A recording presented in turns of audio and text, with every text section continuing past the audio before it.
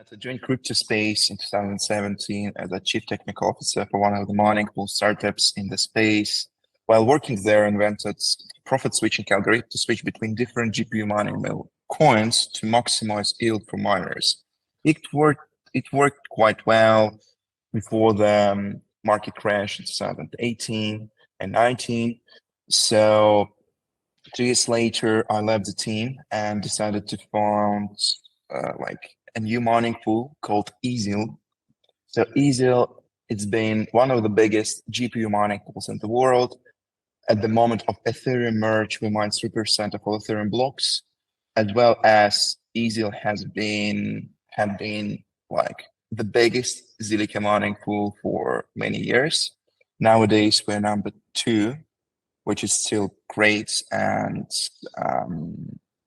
so yeah, and while being the biggest mining pool for Zilliqa, we decided to as well launch liquid staking protocol. Just because we, like me and Igor, we've been in Zilliqa ecosystem for a very long time, and we have some Zilliqa in head at the time as well. And because we staked it, sometimes we wanted to sell it. However, because to withdraw funds from staking in 2 weeks, we wanted to have a solution in place that will enable us to withdraw from staking instantly, even with some discount. So we decided to start building Avely. Yeah, now we finally launched, and yeah, it's getting some good traction. Yeah, Gotcha. Along with me, I have developer background. I know some programming languages. I know blockchain. I have some experience in DeFi. And one day we meet with Vladimir and discuss it, that Zilliqa really needs some solution to let users use their staking assets better. And liquid staking solves this problem. It allows, by definition, fast withdrawals. It allows users to relax and do not do manual actions like claiming rewards, do restaking. And of course, the main idea of liquid staking is that it unlocks liquidity. Gotcha. And, yeah. Excellent. So Zil is kind of different, right? Because it's a hybrid proof of work, proof of stake, right? It's kind of like in between. Yeah. I would say there are different kinds of nodes in Zilliqa. Some nodes are controlled by miners, and the other ones are controlled by other operators. And yes, like staking node operators. Gotcha. And so ETH, for example, is just proof of stake. Bitcoin is just proof of work. What is the benefit of the hybrid model, you think? For my personal opinion, Zilliqa proof of work part is very interesting. It requires only a short time mining, which is very eco-friendly, for my opinion. And from the other side, it's secure enough, and it allows to increase the security of the network.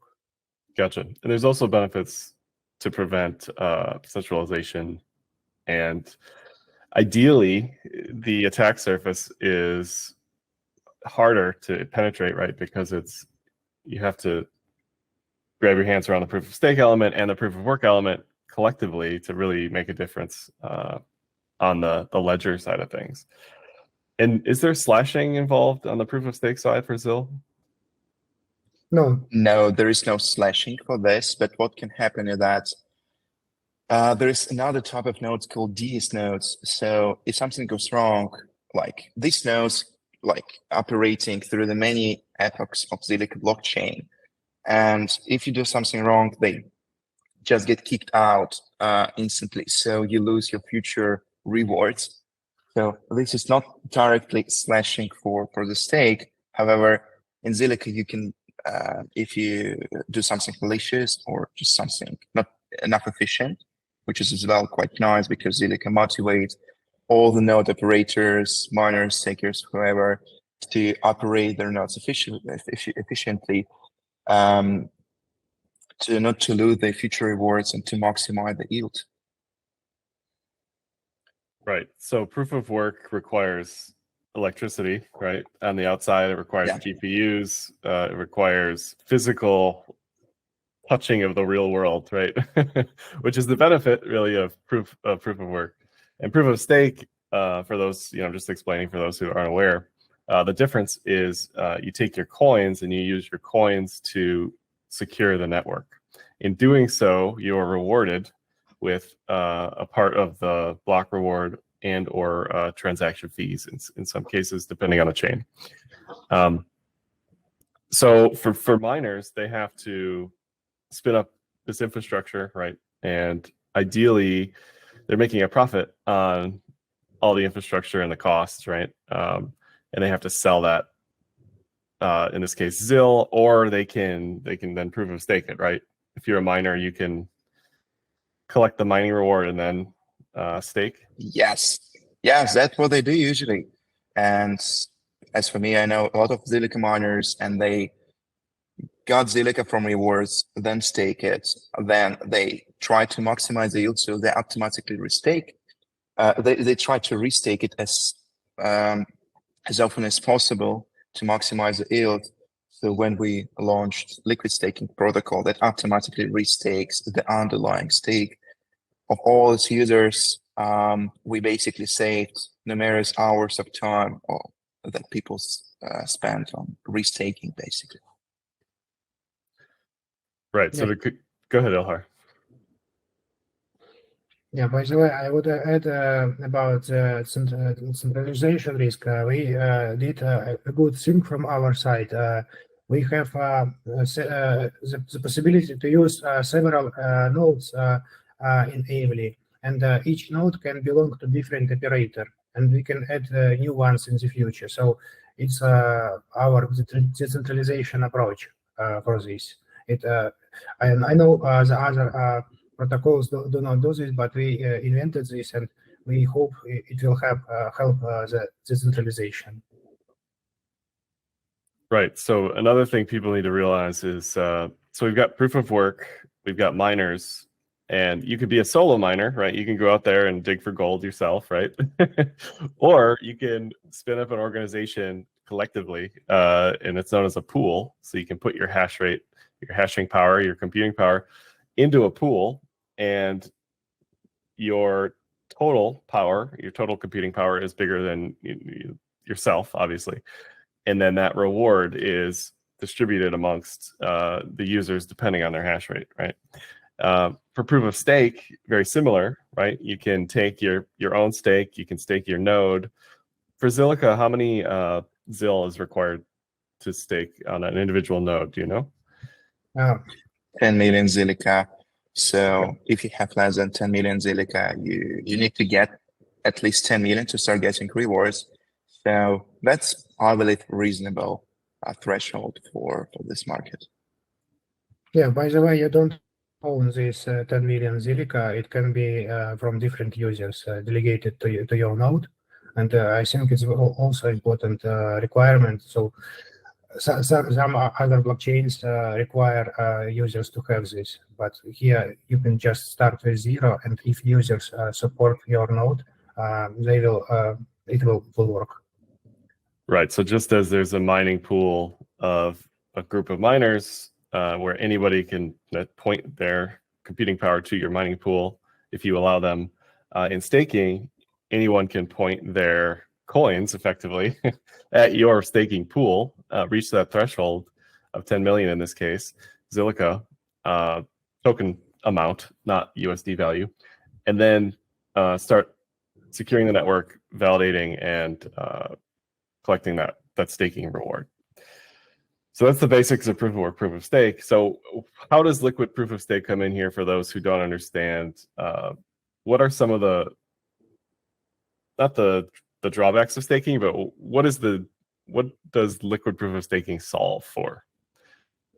Yeah, main problem which liquid staking solves is the unlocking of liquidity. If you stake normally, your liquidity is locked. You cannot use your funds. You cannot do anything with this, and you're very limited. The other problems which liquid staking solves by definition is fast withdrawal from staking, because usually you have to wait in Zilliqa 14 days, around 14 days, and with liquid staking you can use different swaps, DEXs, and you can exit fast. What is very good with liquid staking, it's not centralized. Everyone can make this swap. Every DEX can add this trading pair, so it's very good for users. And the last thing is compound interest, because I see as many users ask, for example, how to climb rewards when they didn't do this for a half of year, for example. The transaction can cost a lot, and it's difficult for them. But with liquid staking, users can forget about climbing rewards. They just can relax and use liquid staking tokens. So these are most all the benefits. But the main one, of course, is unlocking liquidity, because you can participate in other in other protocols about the liquid staking, and it's very interesting. Right. So it effectively allows you to use your stake as collateral, right, in the DeFi ecosystem. Right, Vladimir? Exactly. So, yes, exactly. As for example, we can think of like the basic use case for liquid staking token is providing liquidity for liquidity pair on decentralized exchange, as for example. So, like a portion of this funds that you like of these tokens you provided inherently getting yields from the underlying staking activity. And on top of this, you start getting the fees where the funds, where the tokens is used to settle transactions within the DEX. As well as you can use your liquid staking to leverage it on the money markets, like lending protocol, or there are many new use cases coming for LSD space, such as swaps. Like in classic finance, you can swap the yields, the interest between the different type of assets. Think of this, you have Ethereum as your primary asset. It generates 4% yield a year. So what you can do with the swap market, you can keep holding Ethereum while start getting rewards in Zilliqa, which is like 13% a year, right? At this moment, while not getting exposed on your main assets to Zilliqa price changes. While on the other side, your counterparty will start getting Ethereum rewards, but still holding Zilliqa. And this is, as we like swaps market in classic finance is, in my knowledge, correct me if I'm wrong, is the biggest market in traditional finance. So this is huge use case that's coming for all DeFi ecosystem, not just on Zilliqa, and Zilliqa is very well positioned to be one of the major players on this market. As well as what we can do is there is a new wave of algorithmic stable coins, such as Gravita protocol, that enables you to meet stable coins against collateral in a form of liquid staking token. So think of this, you're getting yield from staking, but you as well getting liquid staking token, which you can utilize in other endeavors on your DeFi journey. And that's kind of big. So liquid staking is basic primitive for DeFi ecosystem that's so important in nowadays to have in any mature blockchain space. Yeah, I want to add that we just provided like a building block for the entire DeFi ecosystem. And now lots of possibilities are available on Zilliqa. It will really improve the whole Zilliqa ecosystem in DeFi. Also, it will increase, of course, the usage of ZIL as a gas token. So people can now just take the ideas which work already in other blockchains and do this in Zilliqa with our liquid staking. And I think there are lots of other possibilities which we don't even know about are still possible, because I read about new DeFi protocols, and I'm sometimes surprised that with their ideas, how they did it, and it's all based on liquid staking token. So it's like a primitive base, as Vladimir said, and then people can use this and make something complicated, more complicated, and more interesting for users. Right, because initially, when proof of stake started, there was no DeFi, right? So there wasn't a need to use your collateral effectively and in a different way. So now it's either one or the other. Either you stake or you use it in DeFi, whereas liquid staking allows you to do both, right? And which is essentially what we're talking about here.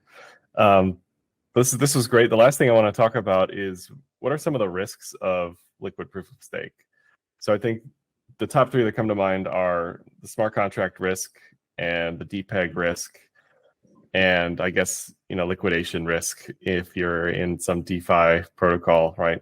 That has a liquidation engine. You do have the risk of losing your entire collateral, right? So how do you guys handle like the security and the DPEG concerns? And for those who are unaware, a DPEG would be the liquid staking token has a different value than the spot price or the underlying collateral. Now, I want So to... in regards to... yes, please, Sigurd, continue. Excuse me for disturbing. No, that's okay. I just wanted to say that in Ethereum, when we have seen this with LIDA, there was a problem that only swap and DEXs were available for their liquid staking, and normal withdrawal wasn't available. And it led to DPEG, so-called DPEG. But in our case, we of course we do not control different DEXs, AMM, and other swaps, but our smart contract works like it has the alga, and this alga works this way. When you stake, new STZL is minted. When you withdraw, STZ is burned. But when smart contract receives rewards and restakes them, no STZL is minted, and that's why the amount of underlying ZIL is increasing over time. And when you withdraw, you will just get more ZIL just according by this alga, and it's completely controlled by a smart contract. So while the price on different DEXs is like the subject of market demand, but if you use withdraw in smart contract, it's just the alga and technology. This is how it works. Yeah, I also wanted to talk about smart contract risk. Of course, risk. Of course, if you add one more smart contract about the previous one, you of course add additional risk. We tried to do what we could to decrease these risks. We had two security audits. One took earlier, then we added some functionality, and we had another one for the whole list of our smart contracts. Also, we had 3 weeks bug bounty program in a testnet. So I hope we did everything what we could, at least right now, to make it as more secure as possible. But of course, in the future, we plan to make more security audits for this. Yeah, I think it's... Yes. Yes, so I would like to add that as disclaimer. Well, basically, the cool thing of DeFi is that the protocol, they operate it on their own, right? You just build smart contracts, deploy them, and then they live with or without your activity, which is cool. However, it introduces the risk that because smart contracts are mutable, there is always a smart contract risk. Even the most battle-tested protocols, like getting like new and more, like getting like new and new vulnerabilities within time, just because that the knowledge of security community is growing throughout the time, so they're getting able to find more and more new type of vulnerabilities within the smart contract. So using Avely is like using any kind of smart contracts is high risk activity that can lead to lose of all of the funds that you put in it. So be careful. We suggest you to read the whole code of the smart contract, and that's always huge risk within the using of any DeFi protocol, including ours for sure. So we would like to encourage everyone to go through the code, just be very careful, like figure out the risks by yourself, because even think of this, even the best protocols outdated by literally the state-of-the-art security companies, they still getting exploited, still like there's still vulnerabilities in them, even like in the best of them. So be very careful, and anyway, like working with blockchain can always lead to loss of all your funds, whether because of the wallet hack or smart contract hack, or like whatever is going to be there, or just the blockchain itself has vulnerability. We think this a lot. For example, we think this a lot even in Ethereum, right, or in other Tendermint based protocols. So there's always a risk. So be very careful. Yeah, and That's right. from our side, we will try to decrease this risk. We cannot guarantee, but we will do our best to decrease. Yeah, we're working on it. That we can definitely guarantee anything that's not going to be. There's not going to be any loss of funds. So there is always a risk of having so. Yeah, actually, no one in the blockchain space can guarantee you the security at this moment, because it's still a growing industry, and still new software is developed. So maybe later it will be possible, but right now I don't know even one blockchain project which can guarantee this. But what we can do, we can try to do this better. Sure. Right. So as long as everyone is aware of the risks, we can try to mitigate those as best we can. But this is DeFi, this is blockchain, this is move fast, break things, use at your own risk type of deal. Well, gentlemen, thank you for coming on today. And I think we'll leave it there for Vladimir, Ilhar, and Josh at Valkyrie here, signing off.